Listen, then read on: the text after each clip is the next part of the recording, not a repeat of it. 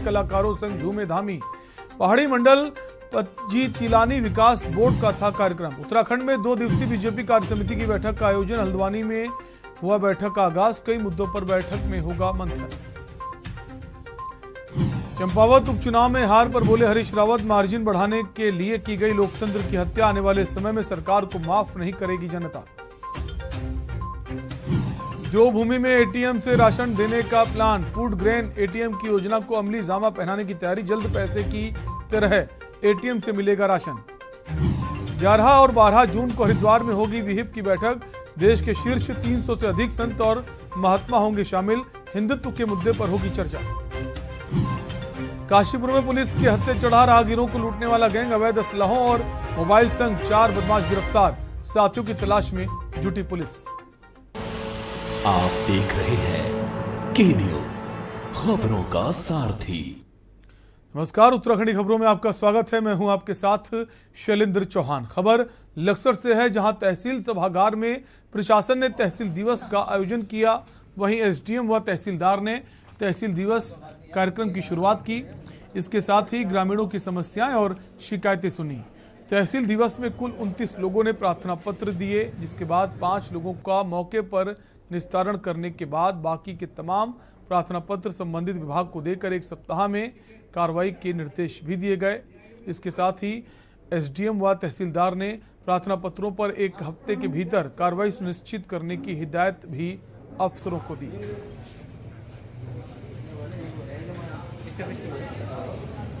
तहसील में टोटल 27 शिकायतें प्राप्त हुई हैं, जिसमें विशेष करके भूमि की पैमाइश से रिलेटेड शिकायतें ज़्यादा हैं।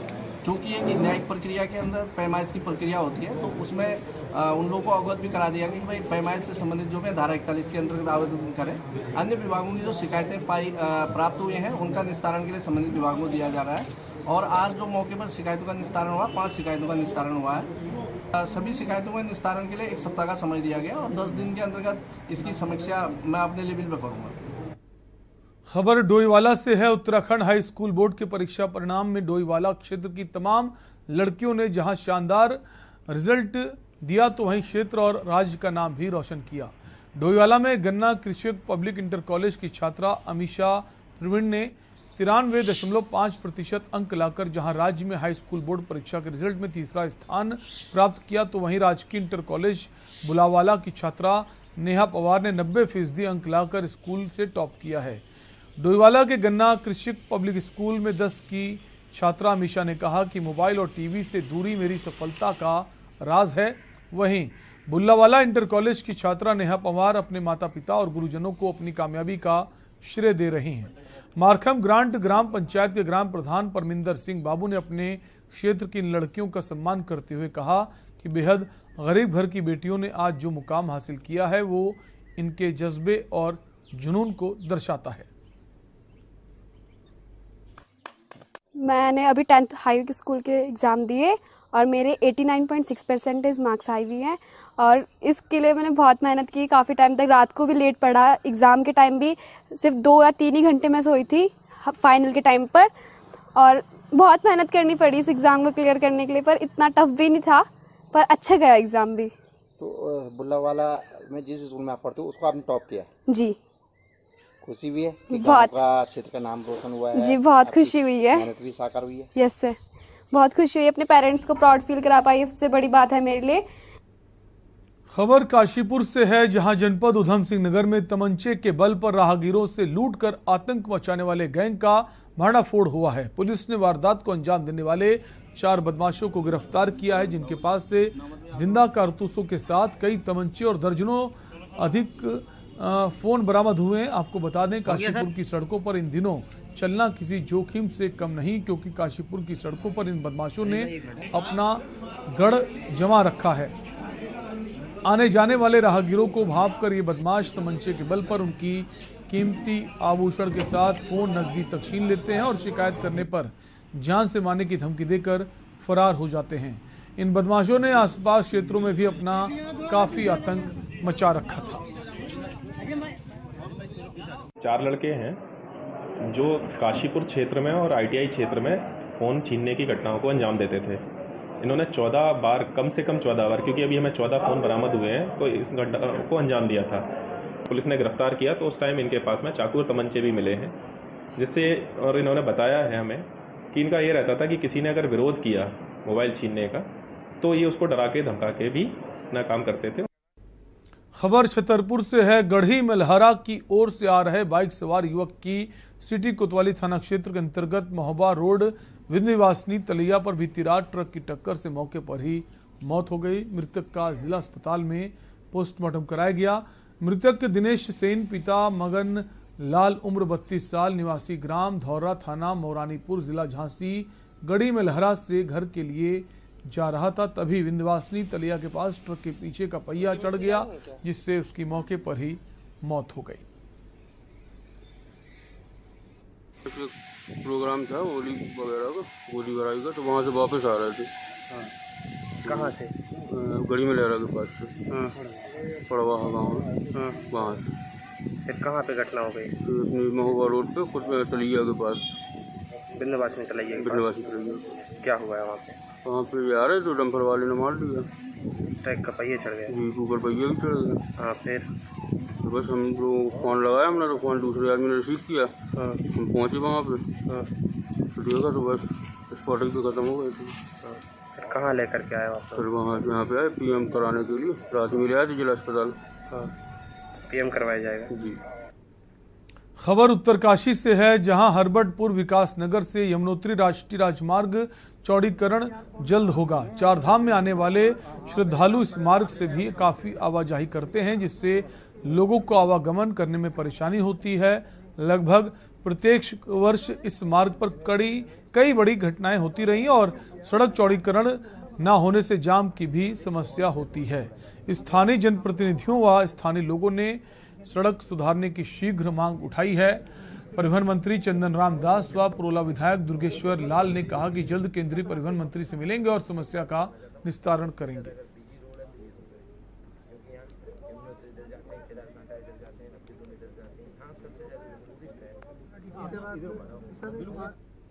खबर उत्तरकाशी से है, जहां यमुनोत्री धाम जाने वाले श्रद्धालुओं को पुलिस द्वारा जगह जगह चेकिंग किया जाता है। इससे श्रद्धालुओं को भारी दिक्कतों का सामना करना पड़ रहा है।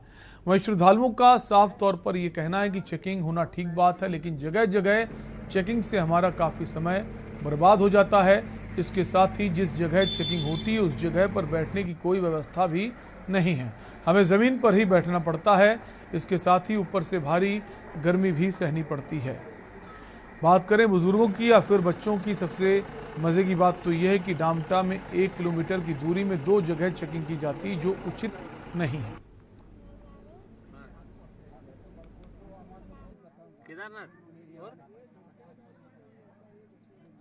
केदारनाथ और कहाँ जा रहे हो? हम लोगों ने जो ऋषिकेश में एंट्री किए हैं, अपना रजिस्ट्रेशन किए हैं, उसको तो सभी जगह उसका एंट्री का रिकॉर्ड रहना चाहिए। वो देख के हम लोगों को भेजना चाहिए, लेकिन रख के बहुत 80-85 बरस का बुढ़ा भी है, जवान भी है, बाल बच्चे भी है, बीच बीच में रोक के जो तंग कर रहे हैं। इसका मतलब क्या है कि सरकार का सभी जगह में उसका चैनल नहीं है।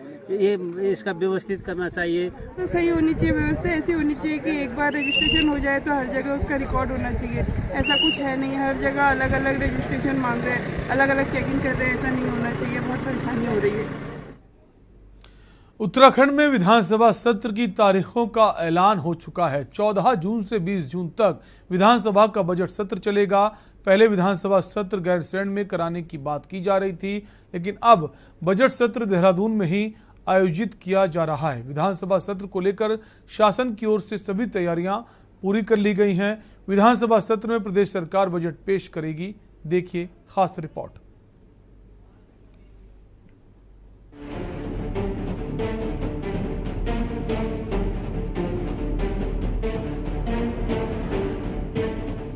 उत्तराखंड की 5वीं विधानसभा का बजट सत्र 14 जून से देहरादून में किया जाएगा। सत्र के लिए विधानसभा सचिवालय की ओर से तैयारियां तेज कर दी गई हैं। सरकार की ओर से विधानसभा के पटल पर बजट पेश किया जाएगा। सरकार की ओर से आम जनता की राय के बाद ही बजट तैयार किया गया है, जिससे आम जनता को इस बजट से काफी उम्मीदें हैं। ऐसा माना जा रहा है कि विधानसभा का ये बजट सत्र हंगामेदार रहने वाला है, क्योंकि विपक्ष की ओर से सत्ता पक्ष को बेरोजगारी, पलायन, महंगाई और लोकायुक्त के मुद्दों पर घेरने का काम किया जाएगा। साथ ही विधानसभा सत्र में विपक्ष सत्ता पक्ष को घेरने का कोई भी मौका गंवाना नहीं चाहेगा। वहीं सत्र की तैयारियों को लेकर विधानसभा अध्यक्ष ऋतु खंडूरी ने कहा कि सत्र के दौरान प्रवेश पत्र जारी किए जाएंगे। साथ ही व्यवस्था बनाने के लिए पार्किंग और सदन में वीडियो रिकॉर्डिंग के जरिए भी सत्र की कार्यवाही की जाएगी। उन्होंने कहा कि अभी तक कुल प्रश्नकाल के लिए 502 प्रश्न प्राप्त हुए हैं। साथ ही विधानसभा सत्र के दौरान यातायात व्यवस्था सुचारू रहे, इसके लिए ट्रैफिक प्लेन को 5 दिन पहले ही प्रचार प्रसार किया जाए, ताकि आने जाने वाले लोगों को परेशानी का सामना न करना पड़े। सत्र शुरू होने से पहले एक सुरक्षा बैठक करते हैं। तो सबसे पहले आप लोग सब जानते हैं कि डामटा में बहुत ही दुखद घटना हुई है, जहां हमने 26 जो हमारे यात्री थे वो खोए हैं। तो शुरुआत हमने मौन रखकर की और उसके बाद फिर हमने अपनी बैठक शुरू की। उसमें जो भी अधिकारी वहाँ पे मौजूद थे प्रशासन के और शासन के, उनसे हमने 8-10 पॉइंट्स पर बात की है। मैं आपसे बताना चाहूँगी, सदन की सभी दीर्घाओं के लिए प्रवेश पत्र के आधार पर ही प्रवेश दिया जाएगा। देखिए, हमें अभी ये नहीं भूलना है कि कोविड खत्म हो गया है, कोविड है और हो भी रहा है, इसलिए हमें ध्यान रखना है। विधानसभा सत्र को लेकर विपक्ष का कहना है कि भाजपा सरकार के द्वारा चुनाव के वक्त प्रदेश की जनता से शिक्षा के क्षेत्र में, स्वास्थ्य के क्षेत्र में, बेरोजगारी के क्षेत्र में और 2 करोड़ बेरोजगारों को रोजगार देने का वादा किया था, जो सरकार की ओर से एक भी पूरा नहीं किया गया। और इन सब मुद्दों को लेकर कांग्रेस विधानसभा के सत्र के दौरान सरकार को घेरने का काम करेगी। वहीं भाजपा प्रदेश प्रवक्ता शादाब शम्स ने सत्र को लेकर 14 जून से बजट सत्र शुरू होने जा रहा है और कांग्रेस चंपावत चुनाव हारने की वजह से खिसियानी बिल्ली खंबा नोचे का काम करेगी और सत्र के दौरान बेतुका विरोध करेगी। साथ ही बजट के लिए आम जनता की राय ली गई है और इस बार बजट का एक शानदार बजट पेश किया जाएगा। सभा का सत्र यहाँ देहरादून में आयोजित किया गया है। भारतीय जनता पार्टी ने सरकार आने से पहले जो जनता के साथ जो वादे किए थे, शिक्षा के क्षेत्र में, चिकित्सा के क्षेत्र में, बेरोजगारी के क्षेत्र में, ये सारे मुद्दों को उनको सत्र में लेके आना चाहिए। और जो कांग्रेस पार्टी है, इसको प्रमुखता से जो जनता से जुड़े मुद्दे हैं, जिस प्रकार से उन्होंने पिछली बार 5 साल सिर्फ इन्होंने जुमले छोड़े थे कि हम 2 करोड़ बेरोजगार लोगों को रोजगार देंगे, काला धन वापस लेके आएंगे, और इसमें ऐसा कोई काम देखने को नहीं मिला है। कांग्रेस ने जो राज्य की जनता के साथ जो वादे किए थे, उन वादों के लिए हम सत्र में प्रमुखता के साथ जो जनता से जुड़े हुए मुद्दे उनको लेकर आएंगे। एक से विधानसभा सत्र प्रारंभ होने जा रहा है और हम सब जानते हैं कि कांग्रेस इस वक्त खिसियाई बिल्ली की तरह खंबा नोचती हुई नजर आ रही है। कांग्रेस पूरी तरह से हताशा और निराशा से घिरी हुई है, क्योंकि जितनी शर्मनाक जीत उनकी चंपावत चुनाव में हुई है, अब उनका चेक इन मेट हो गया है और उन्हें भी पता चल गया है कि प्रदेश की जनता ने उन्हें पूरी तरह से नकार दिया है और अब अपनी खीज मिटाने के लिए कुछ ना कुछ नाटक करने की, पॉलिटिकल स्टंट करने की कोशिश कांग्रेस पार्टी जरूर करेगी। विधानसभा सत्र की कार्यवाही 14 जून को सुबह 11 बजे शुरू हो जाएगी। ऐसे में विधानसभा सत्र के दौरान विपक्ष सरकार को घेरने का काम करेगा, क्योंकि इस बार विपक्ष पहले कार्यकाल में 11 विधायकों के मुकाबले 22 विधायकों के साथ सत्ता पक्ष के घेरने का मौका नहीं छोड़ेगी। साथ ही देखने वाली बात होगी बजट के माध्यम से प्रदेश सरकार आम जनता को कितनी राहत देने का काम करती है, ये देखने वाली बात होगी। के न्यूज इंडिया के लिए देहरादून से दानिश अली की रिपोर्ट। रुकेंगे एक ब्रेक के लिए, आप बने रहिए हमारे साथ। आप देख रहे हैं के न्यूज, खबरों का सारथी। मेरा वॉलेट, अच्छा ये है। सर, आप पेमेंट ऑनलाइन कर सकते हो। वाह, बड़े स्मार्ट हो।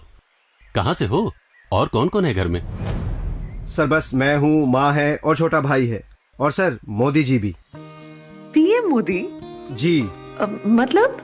मैम, मैंने ये गाड़ी ली है मुद्रा लोन से। अब मेरी माँ को दूसरों के घर काम करने नहीं जाना पड़ता और मैं खुद भी पढ़ता हूँ और अपने भाई को भी पढ़ाता हूँ और मेरा धंधा एकदम स्टेबल है। लेकिन मोदी जी, तुम्हारे परिवार से? मैम, जो अपने होते हैं ना, वो हमेशा एक छत के नीचे नहीं होते, पर वो हमेशा हमारे साथ होते हैं, चाहे दुख हो या सुख। दुनिया इधर से उधर हो जाए। ये मोदी है ना, गरीब का साथ कभी नहीं छोड़ता। गरीब कल्याण की योजनाओं से कोई भी लाभार्थी छूटना नहीं चाहिए। Thank you sir. भारत सरकार की मुद्रा लोन का लाभ आप भी लें। ये भारत का नया दौर है, ये भारत का नया दौर है, ये भारत का नया दौर है। मेडिकल लाइन में पैरामेडिकल स्टाफ के तौर पर अपना सुनहरा भविष्य चाहते हैं तो 24 घंटे इमरजेंसी सेवाएं देने वाला Chandni school of nursing and paramedical centre Vikas Nagar, Lakhanpur Kanpur व Chandni college of nursing Basosi, new Shivli road, Kalyanpur Kanpur Dehat आज ही ज्वाइन करें। Registration open. आप देख रहे हैं के न्यूज, खबरों का सारथी। नमस्कार, उत्तराखंडी खबरों में आपका स्वागत है। मैं हूं आपके साथ शैलेंद्र चौहान। देहरादून के कालसी में मंगलवार को सीएम धामी स्थानीय लोगों के साथ झूमते नजर आए। देहरादून में मंगलवार को आयोजित सांस्कृतिक कार्यक्रम में उत्तराखंड के सीएम पुष्कर सिंह धामी ने हिस्सा लिया, जहां वे स्थानीय लोगों के साथ जमकर झूमते नजर आए। कार्यक्रम में काफी देर सीएम झूमते नजर आए और लोग काफी उत्साहित हुए इस नजारे को देखकर। इस दौरान उन्होंने विकास पर बातें करते हुए लोगों का हौसला भी बढ़ाया। इस दौरान सीएम पुष्कर सिंह धामी ने कहा कि मैं खुद खेलों को लेकर उत्सुक हूं और इस तरह के आयोजनों में शामिल होता हूं। हम गांवों में मिनी स्टेडियम बनाएंगे। उन्होंने घोषणा करते हुए कहा कि प्रत्येक ग्राम पंचायत को ओपन जिम मिलेंगे, जिसके लिए राशि भी जारी की गई है। कालसी में आयोजित खेल और सांस्कृतिक कार्यक्रम में उत्तराखंड के मुख्यमंत्री पुष्कर सिंह धामी ने प्रधानमंत्री नरेंद्र मोदी की भी जमकर तारीफ की। कार्यक्रम के बाद सीएम धामी स्थानीय लोगों के साथ झूमते नजर आए।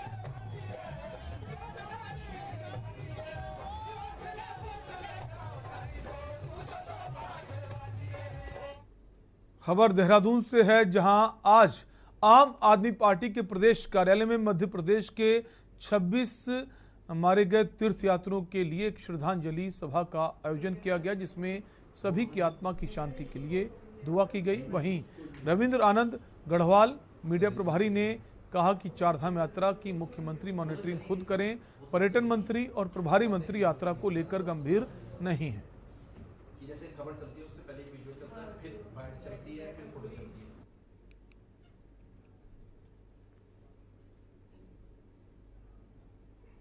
चंपावत उपचुनाव में कांग्रेस को मिली करारी हार के बाद पूर्व सीएम हरीश रावत का बड़ा बयान सामने आया है। अभी तक हरीश रावत हार पर चुप्पी साधे हुए थे, लेकिन हरिद्वार में एक धार्मिक कार्यक्रम के दौरान हरीश रावत ने चुप्पी तोड़ दी। हरीश रावत ने कहा कि चंपावत का उपचुनाव का परिणाम भले ही पहले से तय था, मगर जिस तरह से जीत का मार्जिन बढ़ाने की होड़ पूरी भाजपा सरकार में मची हुई थी, उसके परिणाम कांग्रेस से ज्यादा उत्तराखंड की राजनीति और उत्तराखंड के लिए चिंताजनक हैं। मार्जिन बढ़ाने के लिए लोकतंत्र की हत्या की जा रही है। परंतु सदगुरु एक ही होता है और वो हरि चेतनानंद जी हैं। देखिए, आरोप लगाए परिणाम तो पहले से ही तय था, मगर जिस तरीके से मार्जिन बढ़ाने की होड़ लगी रही पूरी सरकार में, कितना मार्जिन बढ़ा दिया जाए, वो उसके परिणाम कांग्रेस से ज़्यादा जो है राज्य की राजनीतिक और लोकतंत्र के लिए चिंताजनक है। वो पार्टी तय करेगी, पार्टी अध्यक्ष तय करेंगे, मगर हमको देखना यह है कि जो लोकतंत्र को नुकसान हुआ है, लोकतंत्र को कुचलने की, लोगों की आवाज़ को कुचलने की, प्रतिपक्ष सशक्त रहेगा तो उससे लोकतंत्र मजबूत होगा। तो वहाँ जिस प्रकार से कितना मार्जिन बढ़ा लिया जाए और उसके लिए कोई भी तरीके इस्तेमाल कर ली जाए, जो समाचार आए वो चिंता। लेकिन खबर देहरादून से है, जहां चारधाम यात्रा में मौतों का सिलसिला थमने का नाम नहीं ले रहा। चारधाम यात्रा में अब तक 144 मौतें हो चुकी हैं। वहीं चारधाम यात्रा में हुई मौतों को लेकर कांग्रेस के प्रदेश महामंत्री नवीन जोशी ने प्रदेश सरकार पर वार करते हुए कहा कि कांग्रेस लगातार कह रही है कि प्रदेश सरकार ने बिना तैयारी के साथ चारधाम यात्रा की शुरुआत की। भाजपा सरकार चुनाव की ओर ध्यान दे रही है और लगातार श्रद्धालुओं की मौतें हो रही हैं और अब तक जो भी मौतें हुई हैं उसकी जवाबदेही सिर्फ प्रदेश के मुख्यमंत्री और स्वास्थ्य मंत्री की बनती है।